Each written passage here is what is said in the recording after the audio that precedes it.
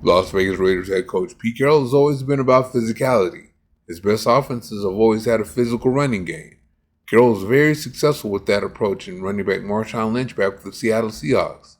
They would have won back-to-back Super Bowls if Lynch would have got the ball one more time. Carroll hasn't changed, so he's bringing the same thing to the Raiders.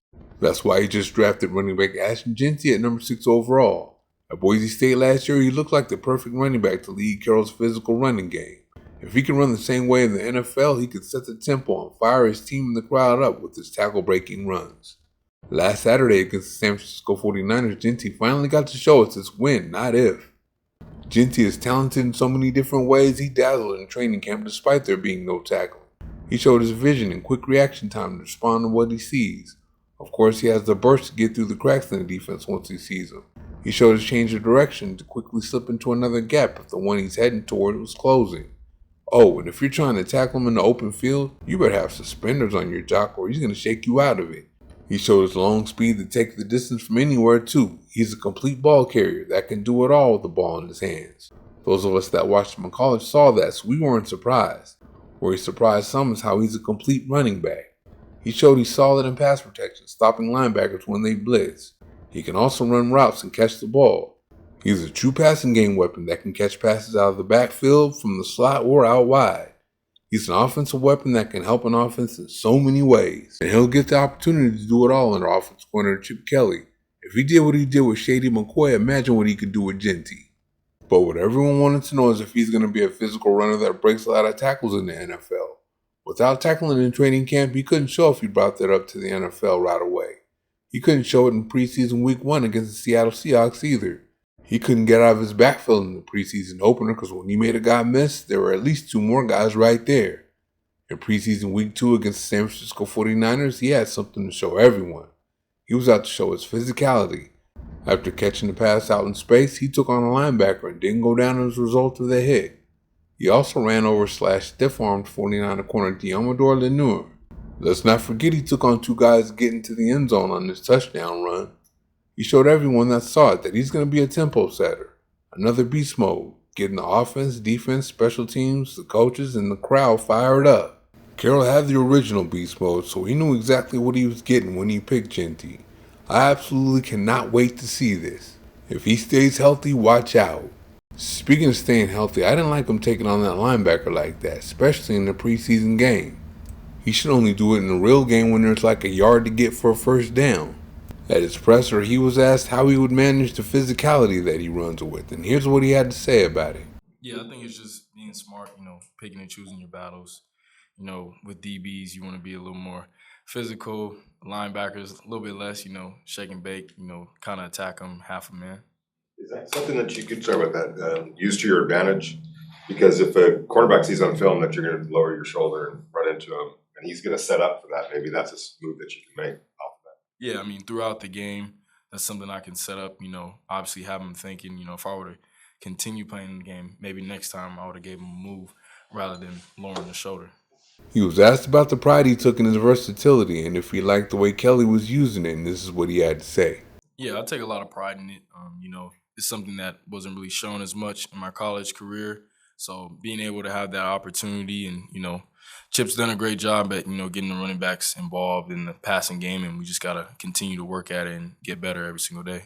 Then he was asked about the pride he takes in his pass protection in particular. Yeah, definitely.